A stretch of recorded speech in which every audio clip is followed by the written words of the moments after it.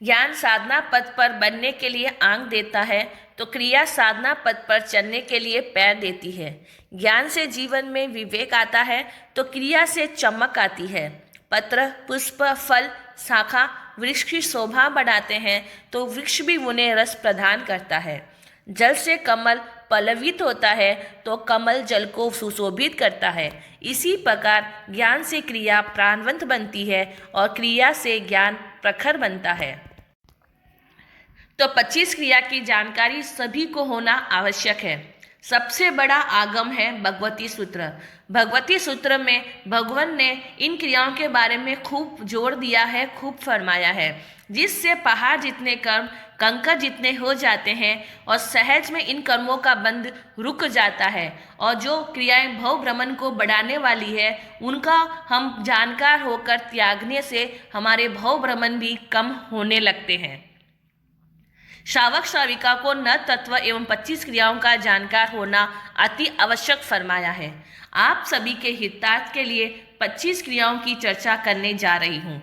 आप सभी सुनकर जानकर जीवन में जरूर आचरण करने का प्रयास करें और इस वीडियो को निरंतर अंत तक सुने और जो जो क्रिया आपके नहीं लगती हो या भूतकाल में करी हो तो उनको आप जरूर वोचनामी करें और संकल्प करें कि वापस ऐसी क्रिया मैं वापस कभी नहीं करूँगी। इस तरह से आप इन क्रियाओं के बारे में जरूर समझें। क्रिया के दो भेद हैं, जीव और अजीव।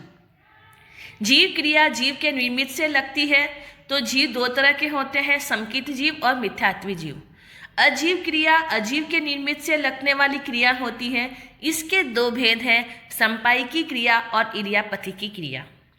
अब संपायिकी क्रिया है, यह कसाय सहित जीवों को योग की प्रवृत्ति से लगने वाली क्रिया है। योग की प्रवृत्ति मतलब क्या है? योग किसको बोलेंगे? मन, वचन, काय के प्रवृत्ति करने से जो क्रिया लगती है उसे संपायिकी क्रिया कहते हैं।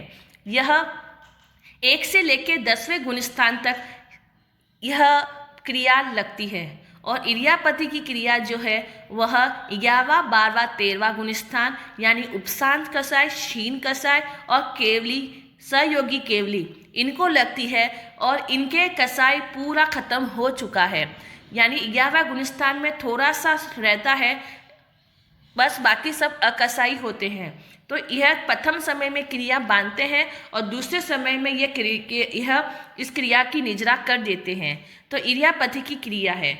अब संपायिकी क्रिया जो कसाय सही जीवों को लगती है उसके 24 भेद हैं और इरियापथी क्रिया का एक ही भेद है।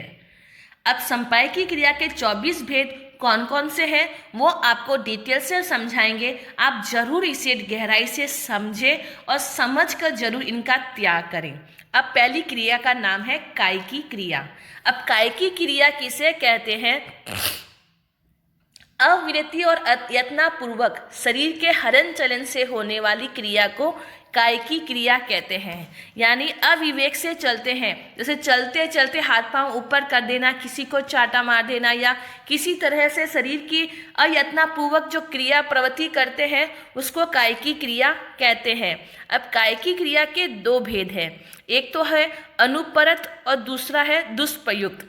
अनुपरत की क्रिया जो है यह इस भाव में प्रत्याख्यान द्वारा आश्रव का निरोध नहीं करने पर, यानी आपके अंदर शक्ति है तब तपस्या करने की, त्याग करने की, नौकारसी, स्वाध्याय आदि कई तरह की चीज़ें आपके अंदर शक्ति होते हुए भी, वर्त प्रत्याख्यान की ताकत होते हुए भी अगर वह नहीं करते हैं तो वह कायिकी क्रिया लगती है। यानी समस्त संसार का जब से हम प्रारंभ हुए हैं तब से यह क्रिया हमको लगने लग गई है।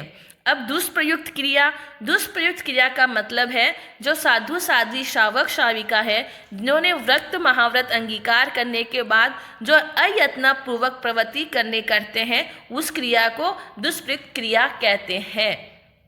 अब ये कायिकी क्रिया का जानने का मतलब क्या है कि हमें कायिकी यानी अपने शरीर को जितना हो सके उसको क्या नहीं करना, हलन चलन नहीं करना चाहिए, बिना मतलब के हाथ पाँव को ऊपर नहीं करना चाहिए।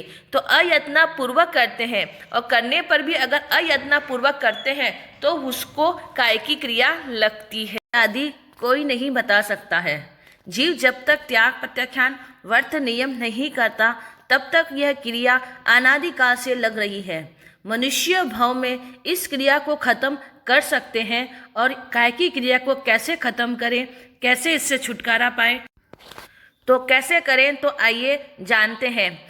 आपको सुबह उठकर रोज छोटे छोटे नियम त्याग प्रत्याख्यान करें। 14 नियम जो बताए गए हैं उसकी वीडियो भी आपके पास पहुंच चुकी होगी। तो 14 नियम रोज करने से कायकी क्रिया से छुटकारा पा सकते हैं। तो पहली क्रिया का वर्णन आपके सामने हुआ। अब दूसरी क्रिया का नाम है आधिकरनिकी क्रिया। आधिकरनिकी क्रिया का मतलब क्या है कि जिसके द्वारा आत्मा नरक का अधिकारी बनता है। यह क्रिया करने से वह नरक का द्वार खोलता है। अधिकरण का मतलब है तलवार, भाला, छुरी आदि जितने भी उपघातक हिंसक शस्त्र हैं उसका वो बनाना या उसका संग्रह करना, यह अधिकरनिकी क्रिया है। अधिकरनिक क्रिया के 2 भेद हैं। 2 भेद कौन से हैं? तो संयोजनाधिकरण। संयोजनाधिकरण का मतलब क्या है कि जो शस्त्र अधूरे पड़े हैं उन्हें पूर्ण धार लगाकर उन्हें तीखा कराना, या कैंची, चक्कू जो भी शस्त्र हैं उनको पूर्ण धार लगाकर वापस इस्तेमाल करवाते हैं या करते हैं, तो जिससे यह क्रिया लगती है। जैसे चक्की है, चक्की में खिला बिठाना, तो चक्की से जितने बार पीसा जाएगा तो सारी क्रिया लगती है। दूसरी ओर से जो क्लेश द्वेष शांत हो गया है उसे वापस पुनः क्रोध से या वाणी से ऐसे वचन बोलकर क्लेश को पूर्ण जागृत करना, सामने वाले को वापस उसे उकसाने से जो उसे क्रोध आता है वो सारी क्रिया है वो अधिकरनिकी क्रिया लगती है। कभी कभी देखते हैं कि उसको वापस क्लेश और वापस जो सोया हुआ क्लेश है उसे जगाने से, पुनः जागृत करने से वह मनुष्य का घातक भी बन सकता है। इसलिए भगवान ने इसको नरक का अधिकारी भी बताया है। दूसरी क्रिया है निर्वर्तनाधिकरण क्रिया। निर्वर्तनाधिकरण क्रिया का मतलब है कि नए शस्त्र बनाकर बेचना। इस शस्त्रों से संसार में जो भी पाप होते हैं उनकी क्रिया बनाने वाला या देने वाले को लगती है। जैसे कि शादी में, गीतों में सब्जी के कटर, चक्कू, कैंची आदि जो भी शस्त्र देने वाले को लगता है यह क्रिया लगती है। क्योंकि गीतों में आप सब बांटते हो और जो लेकर जाता है वह उसे जो जमीकन का जो छेदन भेदन करेगा, सब्जी का छेदन भेदन करेगा, वो सारी क्रियाएं देने वाले को लगेगी। यह क्रिया नरक का अधिकारी बनाता है। तो इसलिए आप सब सौगन ले कि गीतों में, शादी में ये शस्त्र को नहीं बांटूंगी। तो घर में भी अगर आप लाते हैं शस्त्र, उस घर में लाने के बाद जो भी जमीकन, सब्जी, फ्रूट जो भी छेदन भेदन होता है वह क्रिया आपको लगती है।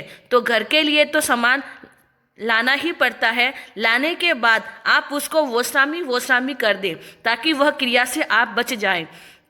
और अब तक जो आपने भूल की है, जाने अनजाने में जो शस्त्र दिए हैं, जो बांटे हैं, उनको तह आत्मा की साक्षी से, सिद्ध भगवान की साक्षी से तस्मिच्छामि दुक्खनम देवे और वो सारे को वोस्वामी करे ताकि आप इस क्रिया से बच सकते हैं। तो ये दूसरी क्रिया हुई अधिकरनिकी क्रिया। यह क्रिया करने वाला नरक का अधिकारी बनता है। तो आप इस वीडियो को जो भी सुन रहे हैं वो जरूर इसको समझें और वोस्वामी करें और संकल्प लें कि भी ऐसा शस्त्र मैं कभी नहीं बांटूंगी। तो इसी तरह से जय जिनेंद्र, आपको आगे और क्रिया का वर्णन समझाया जाएगा, ध्यान पूर्वक सुनते रहें।